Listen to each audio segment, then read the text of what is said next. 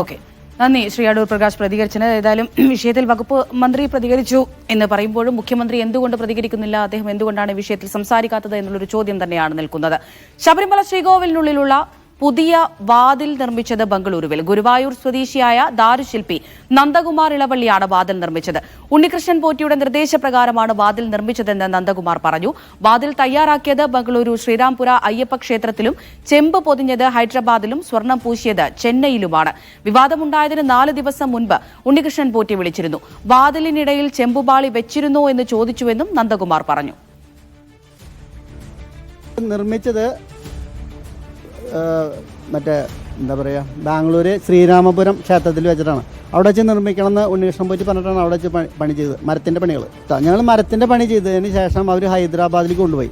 അതിൻ്റെ മുകളിൽ എംബോസ് ചെയ്തിട്ടുള്ള വർക്കൊക്കെ ചെമ്പിൻ്റെ മുകളിൽ ചെയ്ത് ഹൈദരാബാദിലാണെന്നാണ് അന്ന് പറഞ്ഞത്. ദ്വാരപാലക ശില്പത്തിൻ്റെ ഒരു 4 ദിവസം മുമ്പ് പത്രത്തിൽ വന്നതിന് ശേഷം പറയണം കേട്ടോ. 4 ദിവസം മുമ്പ് അദ്ദേഹം വിളിച്ചിട്ട് ചോദിച്ചു, ശബരിമല ശ്രീകോവിലിൻ്റെ സ്വർണ്ണവാതിലിൻ്റെ അടിയിൽ എലി കിടക്കാതിരിക്കാൻ വേണ്ടി ഒരു ചെമ്പിൻ്റെ ഒരു പാളിയേറ്റം ഫിറ്റ് ചെയ്തിട്ടുണ്ടോ ചോദിച്ചു എന്നോട്. അപ്പോൾ ഞാൻ പറഞ്ഞു ഞാൻ ഫിറ്റ് ചെയ്തിട്ടില്ലല്ലോ പറഞ്ഞു. അപ്പോൾ ആൾ ഫോട്ടോസൊക്കെ എനിക്ക് അയച്ചു തന്നു. നടരാജ് പരശുറാം വിവരങ്ങൾ നൽകാനായി ചേരുന്നുണ്ട്. നടരാജായി വിവാദമുണ്ടാകുന്നതിന് 4 ദിവസം മുമ്പ് ഇയാൾ വിളിച്ചിരുന്നു എന്നാണ് നന്ദകുമാർ പറയുന്നത്. അദ്ദേഹത്തിന്റെ ഈ വാക്കുകൾ എത്രത്തോളം നിർണായകമാകും ഈ വിഷയത്തിൽ? ഈ വിഷയത്തിൽ ദുരൂഹതകൾ മാറുന്നില്ല എന്നുള്ളതാണ് ഏറ്റവും ശ്രദ്ധേയമായ കാര്യം. ഉണ്ണികൃഷ്ണൻ പോറ്റി പറയുന്ന കാര്യങ്ങളിലെ പല വിടവുകളും പല ഭാഗങ്ങളിലായി മറ്റു പലരും ഫില്ല് ചെയ്യുന്നതാണ് നമ്മൾ കാണുന്നത് എന്ന് പറയാം. ഇവിടെ ബംഗളൂരുവിലാണ് വാതിൽ നിർമ്മിച്ചത് എന്ന കാര്യം ശില്പി നന്ദകുമാർ സ്ഥിരീകരിക്കുന്നുണ്ട്.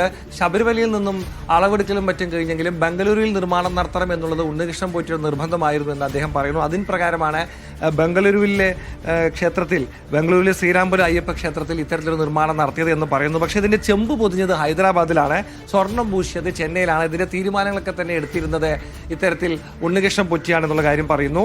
ഇതിൽ നേരത്തെ ഉണ്ടായിരുന്ന വാതിലിലെ സ്വർണം പൂശിയ ലോക്കുകൾ തന്നെയാണ് പുതിയ വാതിലും ഉപയോഗിച്ചത്. വിവാദമുണ്ടാകുന്നതിന് ഏതാണ്ട് 4 ദിവസം മുമ്പ് തന്നെ പോറ്റി വിളിച്ചിരുന്നുവെന്നും ഇത്തരത്തിൽ വാതിലിനടിയിൽ ചെമ്പുപാളി വെച്ചിരുന്നുവെന്ന് തിരക്കിയെന്നും ഇതിലൊരു അസ്വാഭാവികത തോന്നി എന്നും അദ്ദേഹം പറയുന്നത് വഴിയും എന്തൊക്കെയാണ് ഇതിലുള്ള ദുരൂഹത എന്നുള്ള കാര്യം, കൂടുതൽ ഇത്തരം ദുരൂഹതകൾ ഉണ്ട് എന്ന കാര്യത്തിലേക്ക് വെളിച്ചം വീശുന്നതാണ്. ഇതിൽ മറ്റൊരു കാര്യം, ദ്വാരപാലക സ്വർണ്ണപ്പാളി ബംഗളൂരുവിൽ എത്തിച്ചിരുന്നു എന്ന് അദ്ദേഹം പറയുന്നു. ബംഗളൂരുവിലെ ജാലഹള്ളി അയ്യപ്പ ക്ഷേത്രത്തിലും ഇത് പ്രദർശിപ്പിക്കാൻ ശ്രമം നടന്നിരുന്നു എന്നുള്ളൊരു പ്രധാനപ്പെട്ട വെളിപ്പെടുത്തലും അദ്ദേഹം നടത്തുന്നുണ്ട്. നേരത്തെ ഉണ്ണികൃഷ്ണൻ പോറ്റി ഇത്തരത്തിലൊരു ശ്രമം നടന്നിരുന്നില്ല എന്നാണ് പറഞ്ഞിരുന്നതെങ്കിൽ ഇവിടെ പറയുന്നത് ജാലഹള്ളി അയ്യപ്പ ക്ഷേത്രത്തിലേക്ക് ഈ ദ്വാരപാലക സ്വർണ്ണപ്പാളി കൊണ്ടുവരുമെന്ന അറിയിപ്പ് പലർക്കും ലഭിച്ചിരുന്നു. വലിയൊരു സ്വീകരണം അതിനൊരുക്കാൻ തയ്യാറായിരുന്നു. അത് വരുമെന്ന് പ്രതീക്ഷിച്ച് പലരും അവിടെ കൂടിച്ചേരാൻ തയ്യാറായിരുന്നു. പക്ഷേ അത് വന്നില്ല. അതിന് കാരണം ആചാരലംഘനമാകുമെന്ന് തന്ത്രി പറഞ്ഞതായി അറിയുന്നുവെന്നും നന്ദകുമാർ പറയുന്നുണ്ട്. ഇത്തരത്തിൽ ഈ പറയുന്നത് ശരിയാണെങ്കിൽ മറ്റു സ്ഥലങ്ങളിൽ പ്രദർശനം നടന്നിരിക്കാനുള്ളൊരു സാധ്യത, ബംഗളൂരുവിൽ ഈ സ്ഥലത്ത് കൊണ്ടുപോയില്ലെങ്കിലും മറ്റ് സ്ഥലങ്ങളിൽ ഇത് പ്രദർശിപ്പിച്ച് പണം വാങ്ങിയിരിക്കാനുള്ളൊരു സാധ്യത ഉണ്ട് എന്നും പറയാതെ പറയുകയാണ് നന്ദകുമാർ എന്നും പറയും. എന്തായാലും ഉണ്ണികൃഷ്ണൻ പോറ്റി സ്വർണം പൂശിച്ച് എത്തിച്ച ദ്വാരപാലക ശില്പത്തിന് മങ്ങലുണ്ടായിരുന്നുവെന്നും അത് താൻ അന്നേ പറയേണ്ടവരോട് പറഞ്ഞിരുന്നുവെന്നും ഇദ്ദേഹം പറഞ്ഞു വെക്കുമ്പോൾ പല കാര്യങ്ങളിലും ഇപ്പോഴും ദുരൂഹതകൾ തുടരുകയാണ്. ഇതിൻ്റെ യാഥാർത്ഥ്യങ്ങൾ എന്തെല്ലാമാണ് എന്നുള്ള കാര്യം കൂടുതൽ അന്വേഷണത്തിലൂടെയാണ് പുറത്തു വരേണ്ടത്.